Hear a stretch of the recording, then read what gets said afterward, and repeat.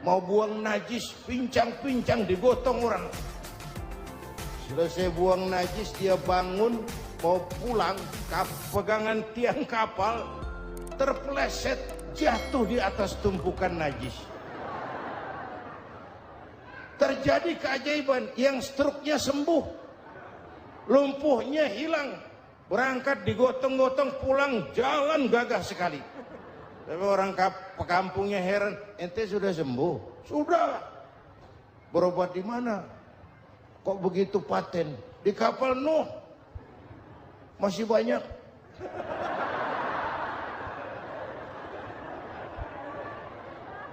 Yang berasa perlu obat bawa rantang. Ambil bersih lagi geladak kapal itu. Sudah selesai Nuh? Selesai. Oke, kau orang yang beriman bersamamu, binatang serba sepasang, naik. Naik Nabi Nuh, naik orang beriman, naik binatang serba sepasang. Ini cikal bakal penyelamatan manusia, Pak. Naiklah orang beriman, sudah naik semua, Nabi Nuh kontrol. Ini contoh buat kita, kontrol. Sudah naik semua teman-teman, sudah. Pemimpin yang baik bukan cuma terima laporan di belakang meja.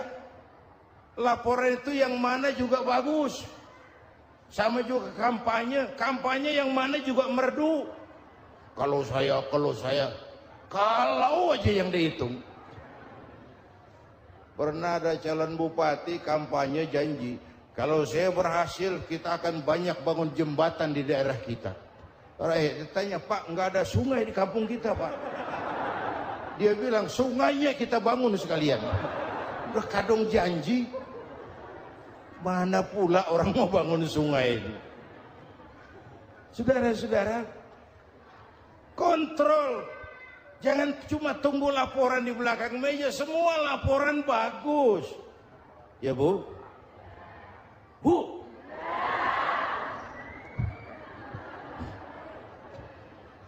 Nabi Nuh kontrol. Sudah naik semua? Sudah, Nuh. Pulan bin Pulan naik. Naik, Nuh. Paimin bin Tukijo. Naik. Kami lihat naik. Ada orang Jawa juga kayaknya. Ada.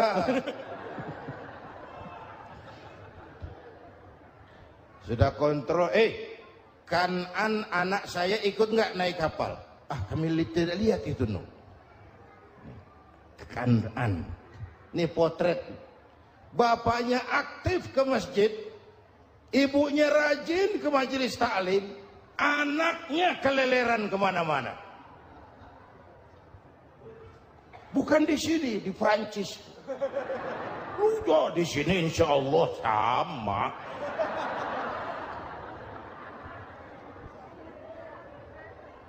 Nuh karena sayang anak, Nuh karena cinta anak, Nuh karena tanggung jawab anak, cari naik ke atas kapal. Lihat Kan'an, anak saya, nggak lihat Nuh. Turun ke ruang bawah, periksa lagi. Mang, ayah Kan'an di dia. Jamaah Tasik ini rupanya di dalam. Tuh ayah, Mang. Ayah kemana ya budak ini? Turun ke bawah, tanya lagi, ono Kan'an to? Ora nano raketo. Rombongan Jawa Tengah. Naik ke atas buritan. Dari buritan kelihatan ternyata Kan'an tidak ikut naik kapal, kumpul di darat bersama orang kafir. Ini potret kita sekarang. Kumpul sama orang kafir, hanyut anak-anak kita, ditelan budayanya orang kafir, ditelan tradisinya orang kafir, ditelan pergaulannya orang kafir. Nuh karena sayang anak dari atas manggil. Dalam Quran dijelaskan itu. Karena Nabi Nuh di atas, Kan'an di bawah teriak. Ya bunayyar kam ma'ana. Begitu dalam Quran ayatnya. Cuma ini pakai gaya memanggil. Supaya kelihatan ke gambar. Kira-kira Nuh manggilnya begitu. Ini namanya gaya dakwah, Pak. Kalau ceritanya datar nggak menarik. Maka Nuh memanggil Kan'an, ya bunayya arkam ma'ana. Kata yang dengar, heeh. Ini gaya orang manggil, ya bunayya arkam ma'ana. Kan'an, kesini nak, naik kapal sama papi. Kata Kan'an di bawah itu, enggak mau papi, John di sini saja. Kata Nuh, jangan nak, Allah sedang murka, akan turun banjir. Kalau datang banjir papi, sa'awi ila jabalin ya'simuni minal ma'. Saya akan naik ke gunung tinggi yang bisa menyelamatkan saya dari banjir. Kan'an naik ke gunung, gunung dihantam banjir, Kan'an mati. Sampai sekarang. Bapak Ibu dan pemirsa TV One, yang kelima Nabi Musa, kisah Muharramnya ini. Lahir dalam kondisi yang sulit. Karena Fir'aun mimpi akan lahir seorang anak dari keturunan Bani Israel yang akan menghancurkan kerajaannya. Kata Fir'aun, sudah lahir belum anaknya? Belum. Kalau gitu mulai malam ini laki-laki dilarang bergaul sama istrinya. Semua perempuan hamil di bawah pengawasan negara. Mulai hari ini kalau lahir anak laki-laki terutama Bani Israel, penggal. Satpol PP disiapkan. Udah ada kayaknya. Ada. Patroli. Bayangkan, nah Fir'aun itu bikin undang-undang seenaknya sendiri. Apalagi merasa kekuasaannya dalam ancaman. Penguasa manapun kalau merasa dalam ancaman, panik. Padahal kekuasaan itu kayak harimau. Makin lama ditaiki, makin sulit turun. Kenapa? Karena macannya makin lapar. Naik terus capek, turun dimakan harimau. Serba sulit. Saudara-saudara, kalau kita mau belajar dari Pak Harto, saya melihat kekurangan Pak Harto cuma satu, terlambat berhenti.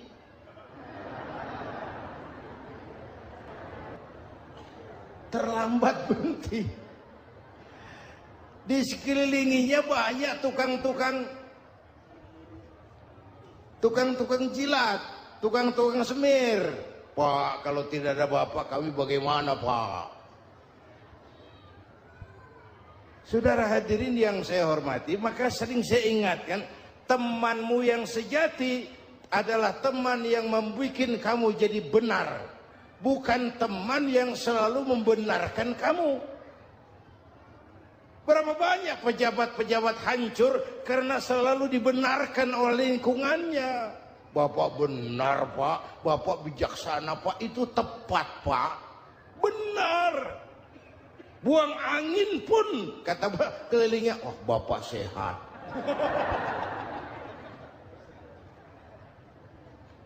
Temanmu yang sejati, teman yang bikin kamu jadi benar, bukan teman yang selalu membenarkan kamu. Bapak Ibu hadirin yang saya hormati, tapi kehendak Allah terjadi. Lahirlah Musa. Bayinya dihanyutkan di sungai Nil. Bayi sudah menderita, dihanyutkan di sungai Nil. Dan akhirnya besar. Di lingkungan istana Fir'aun. Diriwayat oleh Ratu Aisyah, perempuan Fir'aun. Setelah mulai berjuang, terjadilah itu. Musa dan pengikutnya dikejar oleh Fir'aun. Sampai di tepi laut, Allah wahyukan Musa, lempar tongkatmu ke laut. Dalam kondisi darurat, mukjizat tiada jalan. Kondisi darurat. Kalau tidak, Mukjizat itu maunya Allah, bukan maunya Nabi. Nabi nggak kuasa, Allah yang mau. Tapi hidup Nabi bukan mukjizat, manusiawi. Tidak mentang-mentang ada mukjizat tongkat, tiap sulit main tongkat, nggak usah berjuang kalau begitu. Itu darurat menyelamatkan umat. Tongkat dilempar ke laut, laut terbelah. Laut terbelah. Itu secara visualnya bisa kita lihat dalam film The Ten Commandments. Udah nonton belum? Urusan nonton kalah sama Ustadz bagaimana sih? Ten Commandments, 10 firman Tuhan. Tekniknya bagus tuh. Bagaimana laut terbelah. Musa lewat. Fir'aun mengejar. Musa sampai di ujung sana. Fir'aun masih di sama tengah perjalanan. Laut nutup kembali. Laut menutup kembali. Fir'aun tenggelam. Cengap-cengap di lautan. Begitu nafas sampai di tenggorokan, Fir'aun sambil cengap-cengap itu, amantu bi Rabbi Musa wa Harun. Duh, kalau begini mah saya juga percaya sama Tuhannya Musa. Mereka mau jengkel, goblok loh. Terlambat sekarang. Tenggelamin terus. Modar. Musa selamat. Fir'aun mati. Jenazahnya, jasadnya terdampar di pinggir laut. Beberapa waktu kemudian ditemukan orang, dimumi, dibalsam, diawetkan. Itu sesuai janji Quran. Wa kadzalika nunajjika bi badanika litakuna liman khalfaka ayah. Kami selamatkan badan kamu agar jadi pelajaran bagi orang-orang sesudah kamu nanti. Janji Quran tepat. Janji itu 14 abad yang lalu. Jasad Fir'aun ditemukan, dimumi, diawetkan, dibalsam. Di bawah nama Pharao Ramses II. Sekarang tersimpan di Museum Negara di Mesir. Kapan-kapan nanti ibu main ke Mesir, mampir. Naik ojek paling berapa itu? Oh, orangnya tinggi, hidungnya mancung. Pokoknya pantaslah jadi Fir'aun. Selamatnya Musa di kejaran Fir'aun di ujung sana itu terjadi pada hari ke-10 bulan Muharram, yang oleh orang Nasrani diperingati dengan hari raya Paskah. Mereka melaksanakan puasa, mensyukuri nikmat keselamatan dari kejaran Fir'aun. Makanya kalau kita ikut puasa di bulan Muharram, bukan mengikuti syariatnya Nasrani, salah. Karena Nabi mengajarkan, itu sumbernya. Bukan ikutan sama ibadahnya Israel. Tapi memang agama ini kan merupakan mata rantai. Datang Rasul baru melengkapi Rasul sebelumnya, datang Rasul baru melengkapi Rasul sebelumnya. Mata rantai yang berkaitan. Setelah Muhammad selesai, selesailah tugas Nabi dan Rasul. Selesailah misi Nabi dan Rasul. Tidak ada Nabi lagi sesudah Nabi Muhammad. Itu harga mati, titik. Nggak ada kompromi. Siapapun sekarang ini nggak datang ngaku jadi Nabi, wajib tidak percaya. Wajib tidak percaya. Tapi kaitannya memang, kita bilang Nasrani, orang bahasa Arab. Bahasa Ibraninya Nazaret. Nasiroh, Nazaret. Itu beda dialek. Kita Daud, dia David.